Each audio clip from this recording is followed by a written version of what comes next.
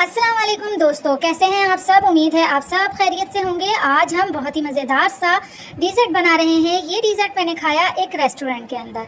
इस डिज़र्ट की खासियत ये थी कि इसे कस्टर्ड पाउडर से नहीं बनाया गया था। दूसरा ये कि इसे कूंडे के अंदर, जो मिट्टी का कूंडा आता है, उसके अंदर उन्होंने सर्व किया था। तो इससे जो है ये बहुत ही ज़बरदस्त लुक में भी लग रहा था। और जब हमने खाया तो बहुत ही लजीज, बहुत मज़ेदार। यानी कि इसके अंदर किसी किस्म का फ्लेवर नहीं था, खालिस दूध से बनाया गया था। ये दूध का सौंधापन, क्रीम का सौंधापन इसे जो है ना बहुत ही डिफरेंट और बहुत लजीज बना रहा था। तो मैंने सोचा कि क्यों ना आपके साथ भी ये रेसिपी मैं शेयर करूं। इंशाल्लाह आपको पसंद आएगी। बहुत ही मज़ेदार सी थी, आसान सी थी और देखने में भी बहुत ही ज़बरदस्त लग रही थी। बिल्कुल उसी लुक में मैंने इसे बनाया है, आपको पसंद आएगा। यहाँ पर मैंने फ्रूट्स लिए हैं अपनी पसंद के। एप्पल है, ग्रेप्स हैं, बनाना है और पपाया, क्योंकि पपाया आजकल जो है वो मौसम का फल आया हुआ है, बहुत मीठा और अच्छा सा। तो ये ले लिया है। साथ ड्राई फ्रूट ले लिए हैं, बादाम, पिस्ते और मिट्टी का एक प्यारा सा कूंडा भी ले लिया है, दरमियाने साइज़ का, ना ज़्यादा बड़ा और ना ज़्यादा छोटा। तो इसे मैंने धो करके, वॉश करके, इसको ड्राई करके अपने पास रख लिया है।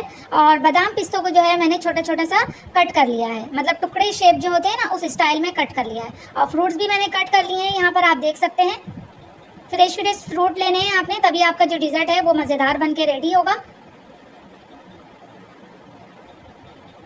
चलें जनाब, अब मैंने यहाँ पर आगे चलते हैं। यहाँ पर मैंने ले ली थी शुगर जो है मैंने 6 टेबल स्पून ली थी, क्योंकि मलाई जो इस्तेमाल करेंगे वो भी फीकी होगी और दूध भी ऑलरेडी फीका होता है। तो 6 टेबल स्पून मैंने शुगर ले ली और 2 टेबल स्पून कॉर्नफ्लोर लिया था मैंने यहाँ पर। और साथ ही मैंने यहाँ पर रेड जेली का इंतखाब किया, क्योंकि वहाँ पर भी रेड जेली थी। और रेड जेली को जो है मैंने ऑलरेडी जो है ना उसे बना करके सेव कर, मतलब रख लिया था, सेट कर लिया था। तो अब वो चीज़ों को, फ्रूट और जेली वगैरह को दोबारा से हम फ्रिज में रख देंगे। पहले हम इसका बेस तैयार करेंगे। तो इसके लिए मैंने आधा किलो दूध लिया था और इस दूध को मैंने पहले से पका लिया था। पकाना बहुत ज़रूरी है। अच्छी तरीके से इसे बॉईल कर लीजिएगा ताकि ये पक के अच्छी सी सौंधी सौंधी सी खुशबू देने लगे। अच्छा, उसके बाद जो है इसे ठंडा कर लीजिएगा दूध को। और ठंडा करने के बाद जब हम इसका डिज़र्ट बनाएंगे तो उस टाइम इसे हम दोबारा से पकाएंगे, ठीक है। अच्छा, यहाँ कॉर्नफ्लोर को जो है पानी डाल के थोड़ा सा आपने घोल करके इसे रख लेना है यहाँ पर इस तरीके से। इसके अंदर जो है किसी भी किस्म की कोई गुठली ना रहे, तो अच्छे तरीके से इसे घोल लीजिएगा। ये देखें आप, ठीक है। और जब ऐड करेंगे तब भी इसमें चमचा चला लीजिएगा। यहाँ पर मैंने आधा लीटर दूध लिया है। इसके अंदर जो है मैं 6 टेबल स्पून शुगर ऐड कर रही हूँ। और शुगर को जो है हम अच्छे से इसमें मिक्स कर लेंगे। पहले शुगर आपने मिक्स कर लेनी है अच्छे तरीके से। अच्छा, चूल्हा जो है वो मैंने नहीं जलाया है। कहीं आप समझेंगे चूल्हा जल रहा है, तो अभी मैंने चूल्हा नहीं जलाया है। चीनी को पहले मैं हल कर लूँगी दूध के अंदर। अच्छा, आप चाहें तो इसे ज़्यादा भी बना सकते हैं, 1 किलो दूध की क्वांटिटी में, 2 किलो दूध की क्वांटिटी में, क्योंकि ये तो गारंटी है कि ये मज़ेदार बहुत बना था, बहुत ही ज़्यादा मज़ेदार बना था। और जब आप लोग बनाएंगे तब आप लोगों को पता चलेगा कि वाकई में मैं सही कह रही हूँ, ये इतना मज़ेदार था।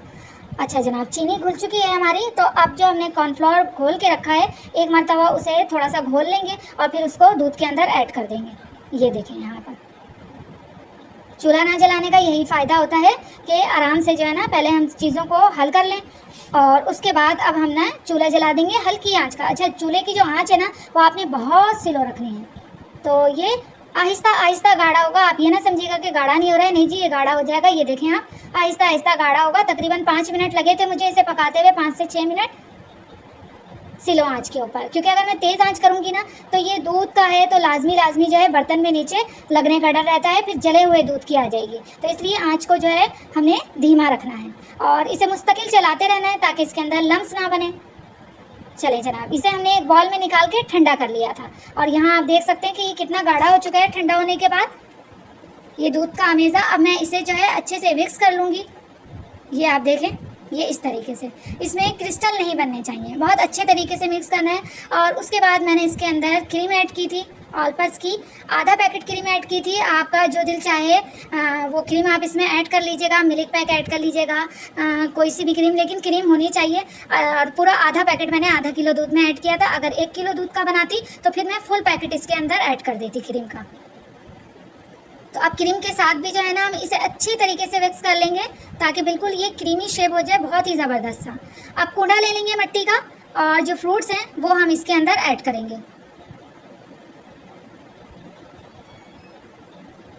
तो यहाँ हमने पपाया ऐड किया है, साथ ही हम बनाना ऐड कर लेंगे। 3 से 4 अदद बनाना लेने हैं और प्लीज़ बनाना जो है वो फ्रेश लीजिएगा, वरना उनका जो कलर होता है वो ख़राब हो जाता है। 1 अदद बड़े साइज़ का एप्पल ले लिया था और तकरीबन 1 प्याली मैंने यहाँ पर अंगूर ले लिए थे और उन्हें जो है बीच में से मैंने कट कर लिया था। अगर अंगूर सुंदर खानी हो तो बहुत अच्छा है, क्योंकि उनकी गारंटी होती है मीठा होने की। तो यहाँ मैंने सुंदरखानी अंगूर जो थे उनको आधा आधा कर लिया था, कट कर लिया मतलब, तो वो छोटे छोटे नज़र आ रहे हैं, उससे ज़्यादा अच्छा फ्लेवर आ जाता है। और अब मैं इसके ऊपर जेली ऐड कर दूंगी। फ्रूट को मिक्स कर लेना है और उस पर जेली ऐड करना है।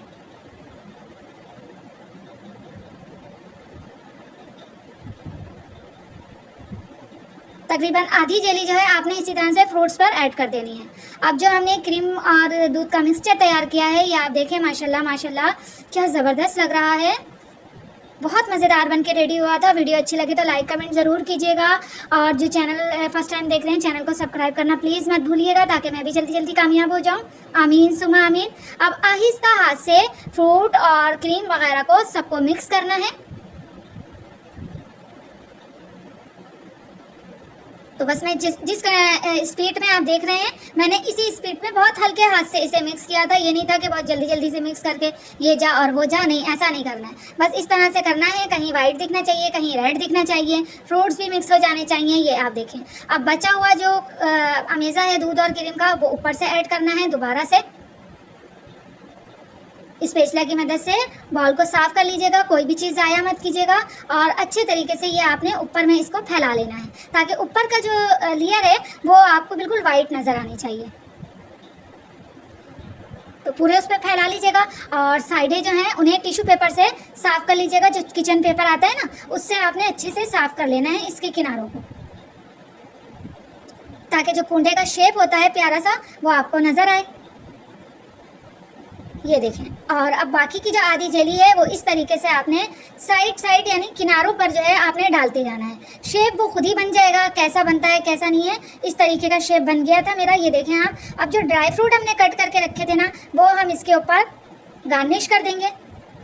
तो जनाब ये लीजिए हमारा जो क्रीमी डिज़र्ट है, कूंडा क्रीमी डिज़र्ट, तो ये बन के बिल्कुल रेडी है, तैयार है। और जो क्रीम भी मेरे पास ठंडी थी और जो मिक्सचर दूध और क्रीम का तैयार किया था वो भी मैंने फ्रिज में रख के ठंडा कर लिया था। उसके बाद मज़ीद जो है ना इसे मैंने ठंडा कर लिया था। बहुत मज़ेदार लग रहा था खाने में। तो बनाने के बाद आप भी तकरीबन 1 घंटे के लिए इसे फ्रीज कर दीजिएगा, ताकि ये अच्छे तरीके से ठंडा हो जाए। बनाकर घर वालों को खिलाएँ, दावतों में बनाएँ, इंजॉय करें। मेहमान भी आपके खुश हो जाएंगे नई लुक, नया डिज़र्ट देख करके। और मज़ा तो फिर वो आपको तारीफ़ सुनने के बाद ही पता चल जाएगा कि वाकई में कितना मज़ेदार था ये। ज़रूर ट्राई कीजिएगा। मुझे दीजिए इजाज़त मज़ेदार से डिज़र्ट के साथ। अल्लाह हाफिज़।